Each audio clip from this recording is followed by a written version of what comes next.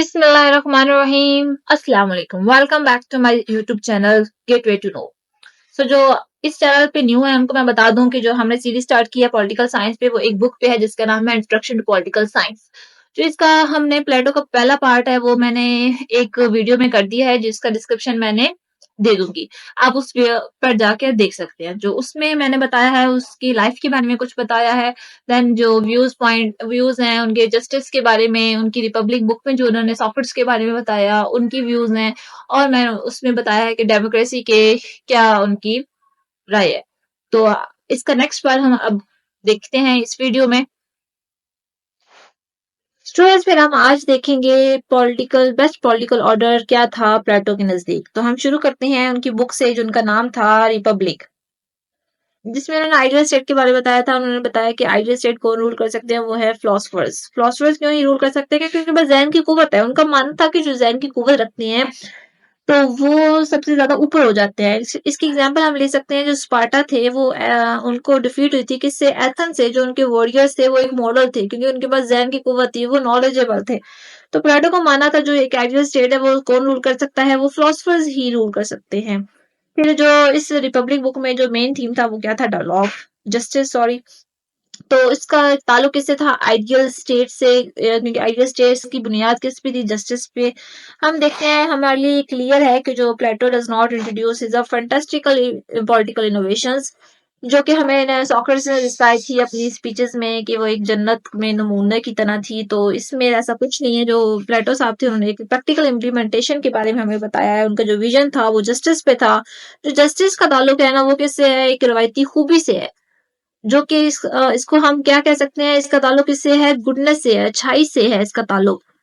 तो क्योंकि ये एक सियासी निज़ाम चला सकती है, एक अच्छा सियासी निज़ाम चला सकती है। फिर हम देखते हैं जो प्लेटो थे उन्होंने आर्ग्यू किया था कि ये सिर्फ जो जस्टिस है वो एक गिरोह के लिए नहीं है बल्कि बहुत सारे जो सोसाइटी में मेंबर्स हैं उनके फायदे के लिए है।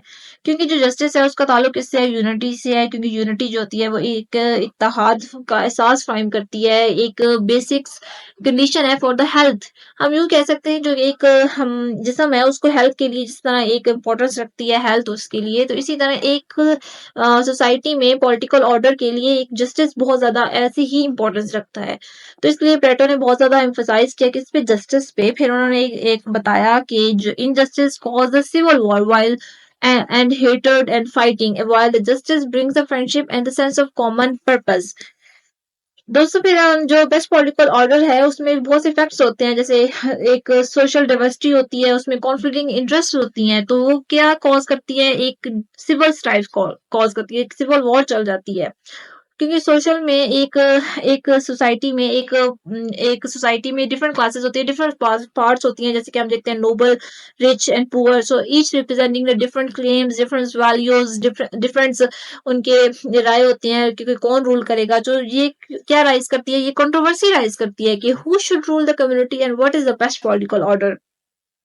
प्लेटो ने अपने दोनों बुक में जो रिपब्लिक है लॉस में उसके बारे में बताया जो फैक्शनलिज्म है, ग्रोहबंदी है और जो सिविल वॉर है, ये दोनों क्या कॉज करती है?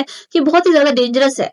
क्योंकि ये क्या खत्म कर देती है? एक सोसाइटी का पीस खत्म कर देती है। अगर हम देखते हैं कि एक ही सोसाइटी में जो सिविल वॉर चल रही होती है तो एक ग्रोह को तो फायदा हो रहा है, दूसरे ग्रोह को नुकसान हो रहा है। तो एक जो सोसाइटी है उसमें सोशल पीस खत्म हो जाता है। तो इसलिए वो जो एक ऑर्डर है, एक चलाने का सिस्टम जो है पॉलिटिकल ऑर्डर, उसके लिए उन्होंने जो जो उन्होंने उनके नजदीक गवर्नमेंट थी वो कौन सी थी? फिलोसफिकल एरिस्टोक्रेसी और मोनार्की।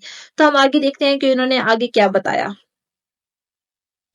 स्टूडेंट्स फिर हम देखते हैं जो एक आमतौर पर ख्याल किया जाता है डेमोक्रेसी के रिलेटेड, वो ये किया जाता है कि democracy is the government of the people, by the people and for the people. और सबसे ज्यादा जो जस्टिफाइबल पॉलिटिकल सिस्टम है वो डेमोक्रेसी को ही समझा जाता है। जो डेमोक्रेसी के जो फीचर्स हैं वो ज्यादा फ्रीडम है और इक्वालिटी है। लेकिन क्वेश्चन ये राइज होता है, why does Plato not consider the democracy the best form of government? फिर हम देखते हैं जो रिपब्लिक था, रिपब्लिक बुक में उन्होंने बहुत ज़्यादा क्रिटिसाइज़ किया किसके बारे में डेमोक्रेसी के बारे में जो उनके पीरियड में था, जो कि डायरेक्ट और अनचेक्ड डेमोक्रेसी थी। जो इसके लीडिंग फीचर्स जो थे जो सबसे पहला था वो फ्रीडम था। वो फ्रीडम को खुद तो एक हकीकी ट्रू वैल्यू समझते थे लेकिन वो ये साथ ये भी कह रहे थे कि जो डेमोक्रेसी है वो ज़रूरत से ज़्यादा आज़ादी दे देती है, जो कि एक वजह बनती है किसकी अनार्की की। फिर हम दूसरा एलिमेंट देखते हैं कि उन्होंने बताया इक्वालिटी के बारे में इनका उनका बिलीफ था जो कि हर एक को हुक्मरानी का इक्वल राइट देती है, तो इक़्तिदार में अफ़राद को सियासत में लाती है, जो अवाम की भलाई के बजाय ज़ाती फ़ायदे से मुत्से की तरफ बढ़ जाते हैं। तो इसलिए उनका मानना था जो डेमोक्रेसी है is highly corruptible and it's open gates to demagogues and the dictators which lead to the tyranny. कि जो प्लेटो का मेन चार्ज था डेमोक्रेसी पे वो इस वज़ह से जाना जाता था कि क्योंकि जो जो यूनान की जो एक पॉलिटिकल सिस्टम थी वो इंतहाई अनस्टेबल थी। जो लीडर थे वो उनमें प्रॉपर स्किल्स नहीं थे, उनमें क्या इखलाकियात की कमी थी, मोरल्स नहीं थे। तो हम आगे देखते हैं जो आइडियलिज़्म के बारे में कि आइडियलिज़्म को एसोसिएट किया जाता है किससे प्लेटो के साथ क्योंकि वो इंसानों से इंतहाई मायूस थे क्योंकि वो लोगों के बारे में जानते थे कि वो बहुत ज़्यादा करप्टेड हैं। उनके इगोइस्ट के बारे में जानते थे, उनके फ़ॉल्स बिलीफ को से आगाह थे। तो इसलिए वो कहते थे कि वो गैर माकूल हैं, किसके लिए रूलर्स के लिए। तो इसलिए उन्होंने अपने गुड लविंग फिलॉसफर्स के लिए कहा कि वो यकीन रखते थे कि इनकी जो आइडियल एक स्टेट है ना, वो ये फिलॉसफर ही चला सकते हैं कि इससे जो करप्शन है वो ख़त्म हो सकती है।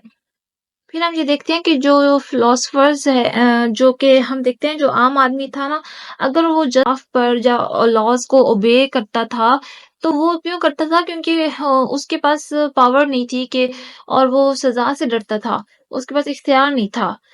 तभी वो ये काम नहीं करता था, अदरवाइज़ सारे एक जैसे ही थे। तो इसलिए फिलोसोफर्स की तरफ उन्होंने हुक्मरान की तरफ कहा कि फिलोसोफर होना चाहिए। लेकिन फिर जो हुक्मरान फिलोसोफर होंगे, उन पे उन्होंने बहुत सारी रिस्ट्रिक्शन डाली थी कि उनकी फैमिली नहीं होंगी, उनको प्रॉपर्टीज़ अपनी नहीं उनकी होंगी, उनको जो मुआवज़ा दिया जाएगा वो लिमिटेड होगा और उनके जो जो खाने होंगे वो कोई डाइनिंग हॉल नहीं होगा, एक नॉर्मल वे होगा जैसे आम लोग खाते हैं। तो इस तरह उनको बिलीव था प्लेटो कि अगर उनको ये सारी चीज़ें दी जाती हैं, तो उनका जो विज़न है वो भी ज़ाती मफ़ाद के लिए हो जाएगा, वो लोगों की भलाई के लिए नहीं होगा।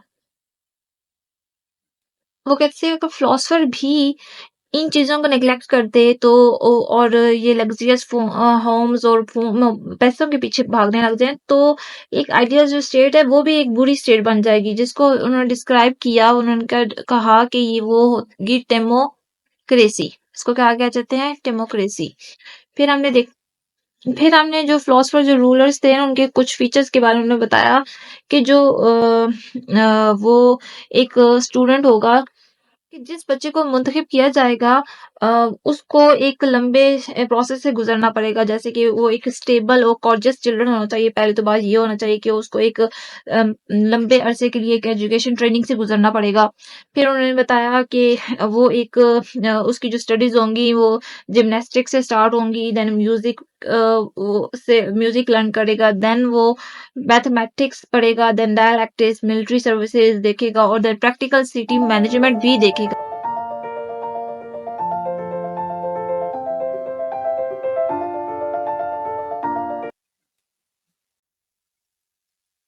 स्टूडेंट फिर हमने देखने को मिलता है कि जो प्लेटो फिलॉसफर जो किंग कॉन्सेप्ट था प्लेटो का, उस पे बहुत ज़्यादा लोगों ने क्रिटिसाइज़ किया।